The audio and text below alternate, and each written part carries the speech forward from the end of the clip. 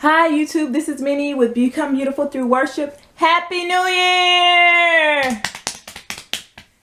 So I wanted to come on here and show you guys how I do my top bun and also show you my makeup. I actually used my Urban Decay Vice3 palette. See, I'm kind of trying to come in close so you guys can see what it looks like. You know, I'm still working on my smoky eye, so I really, I think I did good on this one. But anyway, and also I wanted to show you my lipstick. My niece said the last time that I made a video, she wanted to know what color lipstick I was wearing. So I'm wearing it again today, and it's called Black Cherry by Mary Kay Cosmetics. It's actually one of my favorite lipsticks, if not my favorite lipstick, because it's a red lipstick, but it has a blue undertone, so it makes my teeth look whiter and brighter. I'm going to go ahead and show you guys how I do my hair. Actually, I did not wet my hair this morning besides doing what I normally do when I get in the shower. I mean, I didn't like try to co-wash it or anything like that. It was just the mist from the shower that wet it, and so it's really, I've been out of the shower for a while, so it's kind of dry now, but normally the best time to do this is when you get out of the shower so your hair is still kind of wet. And so I'm using this Lusty gel from the dollar store. What I'm doing is just slapping on some gel. You know how we love some gel. Yeah, so I'm trying to look in the mirror too while I'm doing this. I don't have anything to let me know if I'm doing it right. But anyway, it's kind of tricky when I do this because sometimes when my hair is soaking wet, it's easier because you can the hair stretches a lot easier. But when it's kind of halfway dry, the hair has already shrunk up some, and so my hair is a whole lot, it shrinks more in the back, so it's kind of hard to get it in my ponytail on top of my head. The wider my ponytail holder, the older it is, I guess, it's easier, because I try my best not to put too much tension on my edges. My edges are they're not really thin, but they are a little thin, so I always try to make sure that I don't put too much tension on my hair. And normally, so when I put this ponytail holder on my hair, I just let it go around my hair one time. I don't really, you know, wrap it around there more than one time.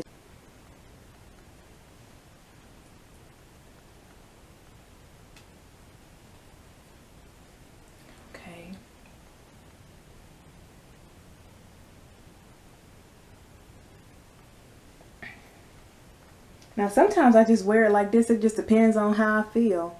But anyway, so as you can see, like, you see how short it is? Well, it looks so short in the back compared to the front. But anyway, so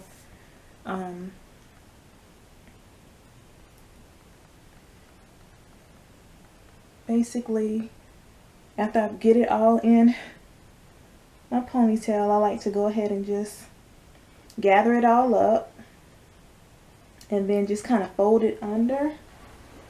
Let's see, hopefully you guys can see how I'm kind of folding it under a little bit.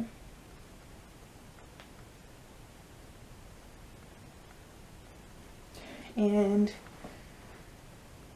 I go ahead and just take my bobby pins and just try to go ahead and just tuck it under, tuck the hair under, and it's really easy. I mean, there's nothing special about what I do, but I just think this is just the cutest hairstyle when I have gel on it. Now, I've worn this without putting gel on it, and my hair is really soft, so it just, you know how a kid's hair look when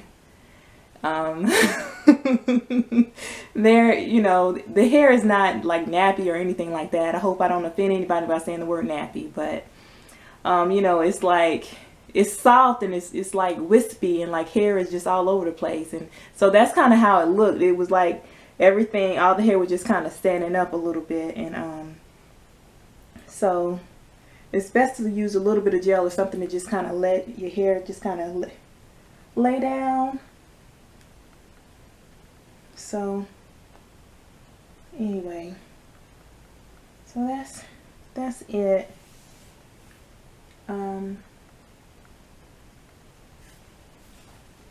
So that's how I do my little top bun thing. And a lot of times what I will do is put something like around my hair just to kind of let it lay down a little more, and then I'll probably go ahead and like just do other stuff, finish getting dressed or whatever, and then I'll take it down right before I get ready to leave so that it's laying down more. But anyway, so that's it. I hope you guys enjoy this tutorial. Anyway, I want to talk to you guys about a book that I read a long time ago, probably about 8 or 9 years ago, and I was actually thinking about this book a couple days ago. When I woke up, it was on my mind. Whenever I think about this book, or whenever I talk to people about this book, I always tell them about how I learned something really important. The name of this book is called Leaving Cecil Street by Diane McKinney-Whetstone. I hope I'm pronouncing her last name right. But anyway, she is just an excellent writer, very super smart lady. She's a professor at a college. I can't remember the name of the college, but she's written a lot of books, and I have read a lot of her books, probably most of them. They're all kind of based, it seems like, well, the ones that I've read, they've been kind of based in Philadelphia, and this particular book was set in like 1969 in Philadelphia. And so in the book, there are two best friends. They live, I believe they live next door to each other. But anyway, I'm just trying to tell you about what I remember of it. And so two best friends, teenagers. One's name is Neat and the other one's name is Shay. And so Neat gets pregnant, and she has a very religious mom. And so then her best friend Shay tries to fix it by setting her up to go to this place to get an abortion. Now, this place that she went to was not like an abortion clinic. You know how people will get their cars fixed at like a shade tree mechanic? You know, this is kind of the same situation where she went to a person who kind of did medical procedures in their house, and it was just a very, very bad situation that that resulted from her going to this place. But anyway, so I remember as I was reading the book, again, like I said, I love to read. And so when I got to the point where she was about to go have the abortion, I clearly heard the Holy Spirit say, I'm not going to say it was like, you know, a voice or intuition or anything like that. You know, I'm a Christian and I know when God is speaking to me. And it hasn't been too, I think there was one other time when I was reading something and I clearly heard the Lord say, you know, don't read that. But anyway, on this particular occasion, right when I was about to get, you know, go through that portion of the book, he said, don't read that. And so my response was, don't read it. I mean, I have to read it in order to know what's going to happen next. I mean, how am I supposed to know what's going to happen next? And, you know, I'm the type of person that, you know, I like to read a book from page 1 all the way until the end. I don't like to go, like some people I know, they'll go read the last page of the book before they start reading it, or they'll skim through it and stuff like that. I've never been that kind of person. I always just kind of like to start from the beginning, work my way to the end. But anyway, so, you know, I felt like God said, don't read that. And again, my response was, I need to know what's going to happen next. And so I read it.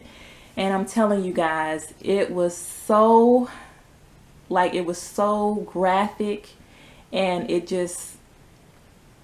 really just kind of messed me up for a few days, how it made me so sad what she went through, because it was just like a botched abortion where she couldn't even have children anymore. It was just like, and I know it's the book, but it was just so bad. Like it changed her life forever, because it was just, you know, the guy or whoever it was, they really did a horrible job, and they pretty much ruined her. And so she couldn't have any children after that. And so, she just kind of, it was like, it changed her life in such a way where she just went down forever. But, you know, what I wanted to say about that was, you know, not even touching the whole abortion thing, but just the fact that, you know, God knew how reading that was going to affect me, because again, those images just kind of stayed with me. And I'm a creative person, so I have a big imagination, and so when I'm reading stuff and I'm reading all the descriptions, you know, I can see it in my mind, and it will stay in my mind. So it was just so very sad, and I was so sad after I read it. You know, I think I probably even cried a little bit, but it was about 3 days where it was all I could think about. And I guess God knew how, you know, it was going to affect me. And so I said all that to say, you know, as we come into this new year, I know there have been so many times where God, you know, can be directing you to do something, or, you know, even saying, you know, don't do that, or don't be messing around with this person or that person. And I think it's important that we actually listen, because we can always avoid unnecessary things happening, you know, negative things happening in our life, when we just obey God, because He knows the beginning from the end. He knows, you know, what our next step is going to be, good or bad. You know what I'm saying? So I was reading a few things, and I saw a few other videos, and it was the same theme, I believe, where we're just basically saying, you know, just obey, you know, God whenever He tells you to do something. It's not like He's just saying it, you know, there's a reason for Him to tell you not to do something, or for Him to tell you to do something. So I just wanted to just kind of share with you how that book changed my life, because it taught me the importance of listening to God when He says, don't read that. It was a great book. It really was. This woman really has a great hand at writing. And so, you know, I'm not bashing the book in any way. I'm just saying that, you know, I guess it was just something that I didn't really need to read, because of how graphic it was, how descriptive it was, and how it was just going to stay in my psyche, and it did. And so, hope you enjoyed this video. Have a great day. I hope you know, try the little bun thing. Let me show you guys. Hopefully you can see it. But anyway, I hope you guys have a great day. God bless you, and bye-bye. See you in the next video.